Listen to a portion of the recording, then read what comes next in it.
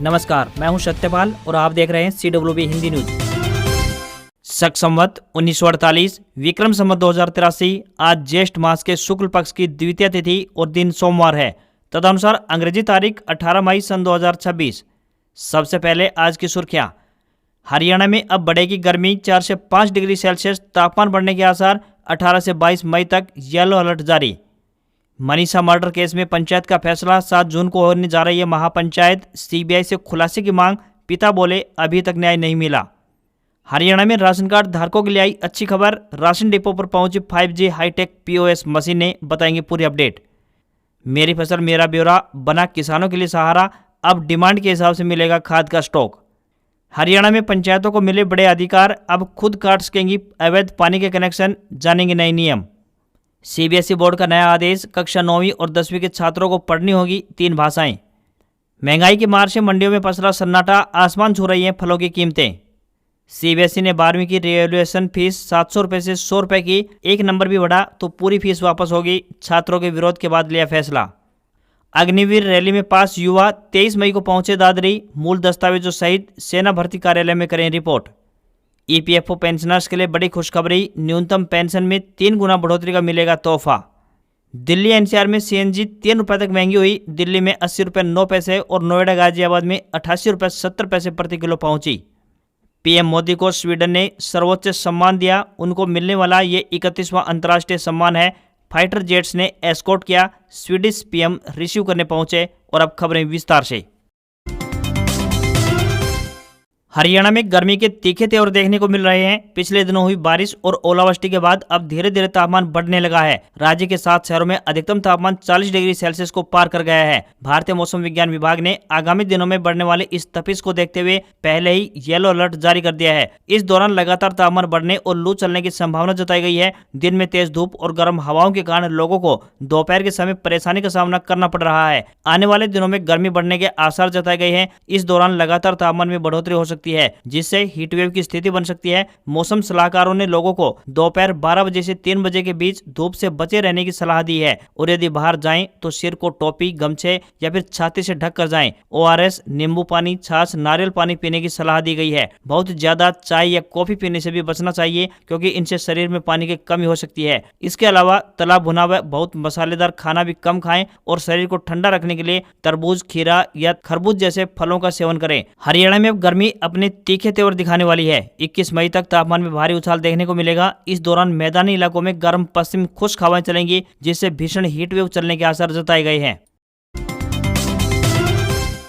हरियाणा में ration card धारकों के लिए एक अच्छी खबर सामने आई है। अब इन गरीब परिवारों को राशन के लिए न तो घंटों लाइन में खड़ा रहना पड़ेगा और न ही फिंगरप्रिंट न मिलने के कारण बिना राशन लिए खाली हाथ घर वापस लौटना पड़ेगा। खाद्य महापूर्ति विभाग द्वारा प्रदेश के सभी जिलों में राशन वितरण प्रणाली को हाईटेक करने की तैयारियां शुरू कर दी गई हैं। प्रदेश के सभी जिलों में राशन डिपो पर अब 5G आधारित आधुनिक POS मशीनें लगाई जा रही हैं, जिनमें आई स्कैन की सुविधा भी जोड़ी गई है। अभी तक राशन डिपो पर 2G आधारित पुरानी POS मशीनों में लगातार तकनीकी खामियों के चलते राशन वितरण में परेशानी झेलनी पड़ रही थी। बुजुर्गों के कांपते हाथ या मेहनत मजदूरी करने वाले लोगों की घिस चुकी उंगलियों के निशान पुरानी POS मशीनों पर मैच नहीं कर रही थी, जिसके चलते उन्हें कई मर्तबा बिना राशन लिए घर वापस लौटना पड़ रहा था। इस तकनीकी खामी के चलते कई बार पात्र परिवारों को राशन से वंचित रहना पड़ता था। लेकिन अब 5G आधारित नई तकनीक से लैस POS मशीनों में यदि किसी लाभार्थी का फिंगरप्रिंट मैच नहीं हो पाता है तो उसकी आंखों की पुतलियों को स्कैन करके पहचान सत्यापित करते हुए तुरंत राशन जारी कर दिया जाएगा। इस महीने के आखिर तक मशीनें बांटने की खाद्य आपूर्ति विभाग की तैयारी पूरी है।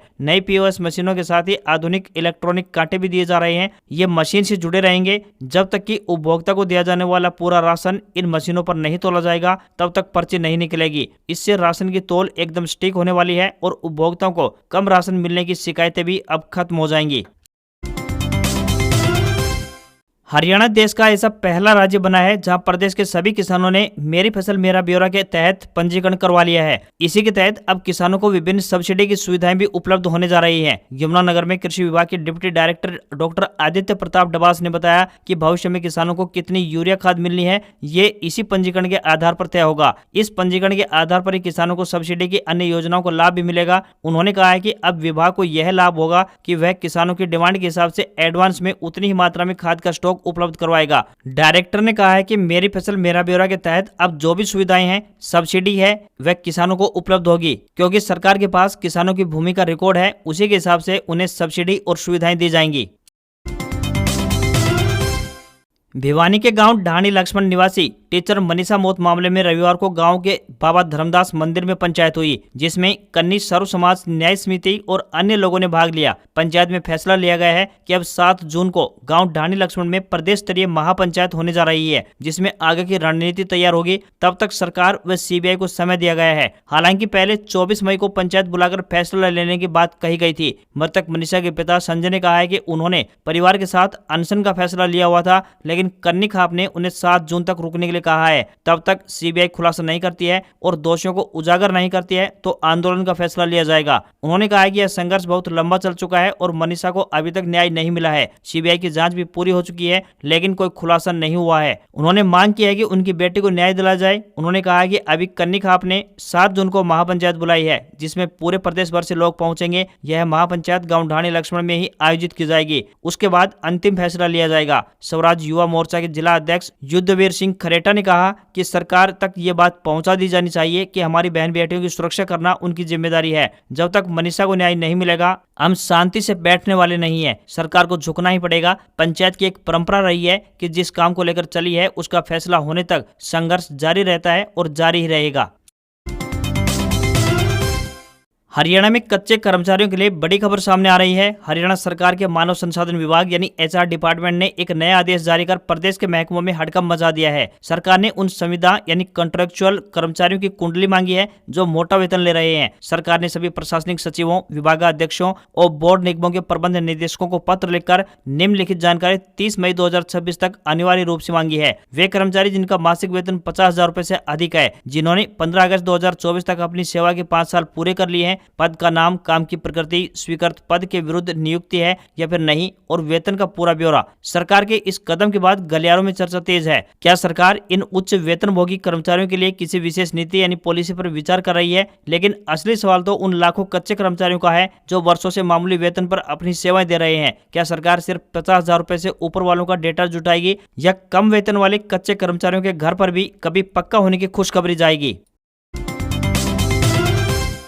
केंद्रीय माध्यमिक शिक्षा बोर्ड ने राष्ट्रीय शिक्षा नीति के तहत बड़ा बदलाव करने का अहम फैसला लिया है। बता दें कि अब कक्षा 9वीं और 10वीं की कक्षाओं के लिए 3 भाषाएं पढ़ना अब अनिवार्य होगा। यह नियम 1 जुलाई 2026 से लागू किया जाएगा। इसका उद्देश्य छात्रों में अधिक भाषाओं की क्षमता बढ़ाना, भारतीय भाषाओं को बढ़ावा देना और सांस्कृतिक विविधता जैसे अलग अलग भाषाएं, त्योहार या जीवन शैली को मजबूत करना है। सीबीएसई के आदेशों के अनुसार अब कक्षा 9वीं के विद्यार्थियों के लिए 3 भाषाओं का अनिवार्य होगा, जिनमें कम से कम 2 भाषाएं भारतीय होंगी। सीबीएसई ने साफ तौर पर कहा है कि यदि कोई भी विद्यार्थी विदेशी भाषा पढ़ना चाहता है तो वह उसे तीसरी भाषा के रूप में चुन सकता है। इसके अलावा बोर्ड ने कहा है कि तीसरी भाषा की पढ़ाई कराना जरूरी होगा, लेकिन इसका 10वीं बोर्ड परीक्षा में अलग से पेपर नहीं होगा, बल्कि इसका मूल्यांकन पूरी तरह से स्कूल पर आधारित होगा। नई नीति लागू होने के बाद स्कूलों को अपनी भाषा, पाठ्यक्रम और शिक्षकों की व्यवस्था में बदलाव करना होगा। बोर्ड का मानना है कि इससे छात्रों की भाषाई समझ बेहतर होगी और उनकी भारतीय भाषाओं के प्रति रुचि बढ़ेगी। हालांकि कई स्कूलों में पर्याप्त भाषा शिक्षक उपलब्ध करवाना बड़ी चुनौती हो सकती है। हरियाणा में पंचायतें ग्रामीण क्षेत्रों में पेयजल और सीवरेज से संबंधित कार्यों को कराने के लिए स्वयं सक्षम होंगी। पंचायतों को पेयजल आपूर्ति के प्रबंधन व संचालन से लेकर कड़े निर्णय लेने के लिए भी शक्तियां मिल गई हैं। पंचायतें चाहे तो वह पेयजल आपूर्ति के दरों में बढ़ोतरी कर नई दरें लागू कर सकती हैं और अवैध कनेक्शन भी काट सकती हैं। पंचायतें पेयजल आपूर्ति व सीवरेज से संबंधित कार्यों की निगरानी के लिए 5 सदस्यीय कमेटी गठित करेंगी, जिनमें जन स्वास्थ्य विभाग के जूनियर इंजीनियर, ग्राम सचिव, पंप संचालक या ऑपरेटर व ग्राम पंचायत के जागरूक नागरिक भी शामिल होंगे। समितियां पेयजल आपूर्ति से जुड़े कार्यों जैसे नई पाइपलाइन बिछाने, मरम्मत के कार्य, नई पेयजल आपूर्ति के कार्यों की निगरानी व संचालन कराएंगी। ग्राम सभाओं के माध्यम से नए प्रस्ताव रखकर काम करवाए जा सकेंगे। अवैध व दूषित पानी वाले कनेक्शन काटने, अनियमित कनेक्शन को नियमित कराने व नियमों का उल्लंघन करने वालों पर जुर्माना व एफआईआर तक दर्ज करवाने में ग्राम जल एवं सीवरेज समितियां सक्षम होंगी। इस योजना पर 2 चरणों में काम किया जाएगा। पहले चरण में केवल 1 गाँव वाली पंचायतों को चुना गया है। दूसरे चरण में 1 से अधिक गांव वाली पंचायतों में इसे लागू किया जाएगा। पानी के कनेक्शन दिलाने, पानी के नमूने लेने, बिल भरवाने से लेकर अन्य कार्यों के लिए 500 घरों पर 1 महिला भी तैनात की जाएगी। इससे अधिक घरों पर 2 महिलाओं को जिम्मा सौंपा जाएगा।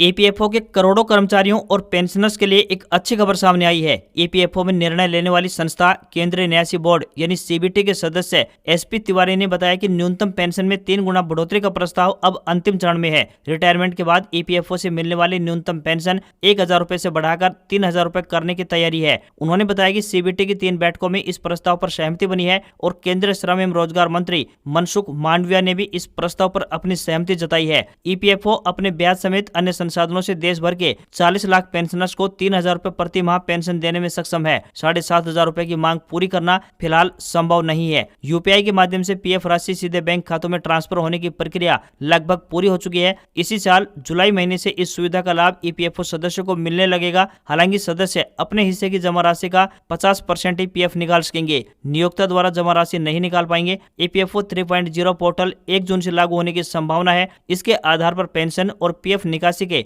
नए नियम लागू हो जाएंगे।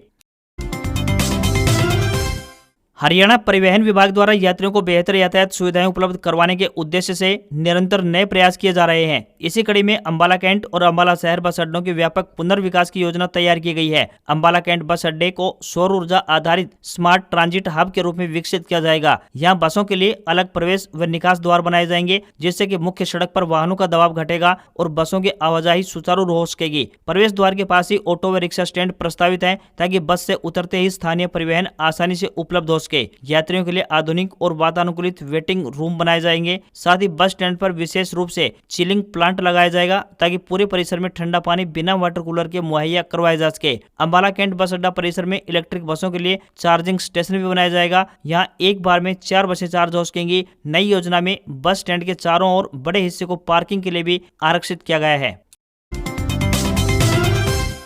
हरियाणा सहित देश भर में महंगाई की मार के साथ ही पेट्रोल और डीजल की कीमतों में 3-3 रुपए की बढ़ोतरी ने कई सारी चीजों के दाम बढ़ाने की संभावना व्यक्त कर दी है, जिससे आमजन को महंगाई की भयंकर मार झेलनी पड़ेगी। पेट्रोल और डीजल की कीमतों में बढ़ोतरी से माल ढुलाई करना महंगा हो गया है, जिसका सीधा असर अब फल सब्जियों सहित कई अन्य रोजमर्रा की चीजों की कीमतों पर भी बढ़ोतरी पर पड़ने वाला है। फलों और सब्जियों की एक राज्य से दूसरे राज्य और मंडियों में ढुलाई के लिए ट्रकों का इस्तेमाल किया जाता है। ऐसे में ईंधन की कीमतों में बढ़ोतरी से ट्रांसपोर्ट महंगा हो गया है। प्रति किलोमीटर लागत बढ़ने का सीधा असर अब फलों और सब्जियों सहित अन्य तमाम चीजों की कीमतों में बढ़ोतरी पर पड़ने जा रहा है। यही वजह है कि सेब, अनार, आम और केला जैसे फल आम आदमी की पहुंच से बाहर होते दिखाई दे रहे हैं। इनकी कीमतों में रोजाना तेजी दर्ज की जा रही है। केला और आम के भाव 10 रुपए प्रति किलोग्राम तक बढ़ चुके हैं, तो वहीं कुछ दिन पहले सेब और अनार का भाव 200 रुपए प्रति किलो था, लेकिन अब बढ़कर 250 रुपए प्रति किलो के पार पहुंच चुका है। मौसमी के भाव में 20 रुपए प्रति किलो की बढ़ोतरी दर्ज की गई है। वहीं तरबूज भी 10 रुपए प्रति किलो तक महंगा हो गया है। अब भाव में बढ़ोतरी से मंडियों में सन्नाटा पसरा हुआ है। गिने चुने लोग ही फल खरीद रहे हैं। इससे कारोबार भी प्रभावित हो रहा है, जिससे व्यापारियों में निराशा का माहौल बना हुआ है। लोगों ने सरकार से मांग की है कि पेट्रोल डीजल के दाम कम किए जाएं, ताकि महंगाई पर नियंत्रण पा सके। केंद्र की मोदी सरकार द्वारा अग्निवीरों के लिए एक हल्फनामा दायर किया गया है। मोदी सरकार ने बॉम्बे हाईकोर्ट में दायर हल्फनामे में साफ किया है कि अग्निवीर नियमित सैनिकों की श्रेणी में शामिल नहीं है। ऐसे में युद्ध या फिर किसी सैन्य कार्रवाई के दौरान उनकी मृत्यु होने पर उनके परिवार को सामान्य सैनिकों जैसे पेंशन का लाभ नहीं दिया जा सकता। सरकार की तरफ से यह हल्फनामा तब दायर किया गया जब ऑपरेशन सिंदूर में मारे गए अग्निवीर मुरली नाइक की मां ने एक याचिका दायर की थी। हल्फनामे में सरकार का कहना है कि नियमित सैनिकों और अग्निवीरों का वर्गीकरण संवैधानिक रूप से वैध है। सरकार ने अग्निवीर योजना को एक अल्पकालिक भर्ती योजना बनाया है। उनके अनुसार राष्ट्रीय सुरक्षा की जरूरतों के मद्देनजर इस योजना को तैयार किया गया था। वायुसेना केंद्रीय वायुसैनिक चयन बोर्ड नई दिल्ली द्वारा लोअर डिवीजन क्लर्क यानी एलडीसी के पदों पर भर्ती के लिए आवेदन मांगे गए हैं। इन पदों के लिए पुरुष व महिला उम्मीदवार अपने लिए आवेदन भारतीय डाक के माध्यम से भेज सकते हैं। आवेदक 12वीं पास होने चाहिए तथा कंप्यूटर पर हिंदी टाइपिंग में 30 शब्द और अंग्रेजी टाइपिंग में 35 शब्द प्रति मिनट की गति होनी चाहिए। किसी भी वर्ग के उम्मीदवारों को कोई भी आवेदन शुल्क नहीं देना है। आवेदन करने की अंतिम तिथि 1 जून 2026 है। न्यूनतम आयु 18 से 25 वर्ष के बीच होनी चाहिए। इन पदों के लिए उम्मीदवारों को ऑफलाइन माध्यम से आवेदन करने होंगे। उम्मीदवारों का चयन शॉर्ट लिस्टिंग, परीक्षा, skill test, document verification, medical परीक्षा के आधार पर होगा। सैलरी 19,000 रुपए से लेकर 63,200 रुपए पर मंथ मिलेगी। अग्निवीर रैली जनवरी फरवरी 2026 की परीक्षा पास करने वाले सभी उम्मीदवार 23 मई को अपने मूल दस्तावेजों सहित सेना भर्ती कार्यालय चरखी दादरी में सुबह 5:30 बजे रिपोर्ट करें। यह जानकारी देते हुए सेना भर्ती कार्यालय चरखी दादरी के निदेशक कर्नल के संदीप ने बताया कि अग्निवीर क्लर्क या SKT भर्ती 2025-26 के परिणाम घोषित हो चुके हैं। अग्निपथ योजना के अंतर्गत अग्निवीर रैली जो जनवरी फरवरी 2026 में भिवानी के भीम स्टेडियम में आयोजित की गई थी, जिसमें चरखी दादरी, महेंद्रगढ़, रेवाड़ी और भिवानी जिलों के उम्मीदवारों ने हिस्सा लिया था, उसका परिणाम घोषित कर दिया गया है। उम्मीदवार अपना परिणाम www.indianarmy.nic.in पर देख सकते हैं। उन्होंने बताया कि सभी सफल उम्मीदवारों से अनुरोध है कि वे 23 मई को सुबह 5:30 पर सभी मूल दस्तावेजों के साथ सेना भर्ती कार्यालय चरखी दादरी में रिपोर्ट करें। निदेशक सेना भर्ती कार्यालय चरखी दादरी ने परीक्षा पास करने वाले सभी उम्मीदवारों को शुभकामनाएं दी हैं। दिल्ली और मध्य प्रदेश समेत देश के कुछ अन्य राज्यों में CNG 3 रुपए तक महंगी हो चुकी है। यह लगातार दूसरा दिन है जब गैस कंपनियों ने दाम बढ़ाए हैं। नई दरें रविवार सुबह 6 बजे से लागू हो चुकी हैं। इस बढ़ोतरी के साथ ही दिल्ली में CNG पहली बार 80 रुपए के आंकड़े के पार पहुंची है। दिल्ली NCR में CNG के दाम 1 रुपए बढ़कर 80 रुपए 9 पैसे प्रति किलो पहुंच गए हैं। नोएडा, गाजियाबाद में भी 1 रुपए दाम बढ़े हैं और दाम 88 रुपए 70 पैसे पहुंच गए हैं। मध्य प्रदेश में CNG 3 रुपए प्रति किलो महंगी होकर 93 रुपए 75 पैसे हो गई है। वहीं 15 मई को पेट्रोल और डीजल की कीमतें 3 रुपए प्रति लीटर बढ़ी थी। इससे दिल्ली में पेट्रोल 97 रुपए 77 पैसे प्रति लीटर और डीजल के दाम 90 रुपए 67 पैसे प्रति लीटर पहुंच गए हैं। वहीं कंपनियों ने प्रमुख शहरों में CNG भी उस समय 2 रुपए प्रति किलो तक महंगी कर दी थी। दिल्ली में अब 1 किलो CNG के लिए 79 रुपए 9 पैसे खर्च करने पड़ रहे हैं। इस बढ़ोतरी की मुख्य वजह अंतर्राष्ट्रीय बाजार में कच्चे तेल की कीमतों में उतार चढ़ाव है। ईरान और अमेरिका की जंग शुरू होने से पहले क्रूड ऑयल के दाम $70 थे, जो अब बढ़कर $100 प्रति बैरल के पार पहुंच गए हैं। एक्सपर्ट का मानना है कि अगर ईरान युद्ध के कारण ग्लोबल एनर्जी मार्केट में सप्लाई इसी तरह प्रभावित रही तो आने वाले दिनों में और भी अधिक इजाफा देखने को मिल सकता है।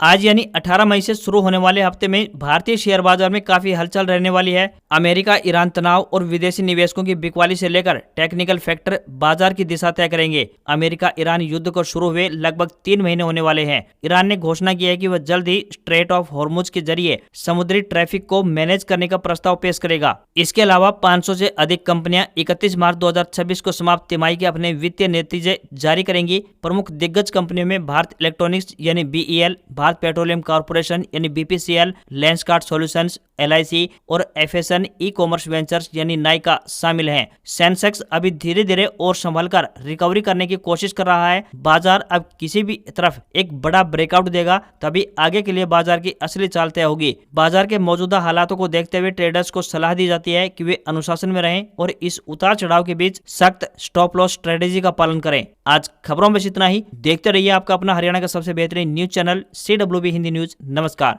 इसी आशा के साथ आपका दिन शुभ रहे।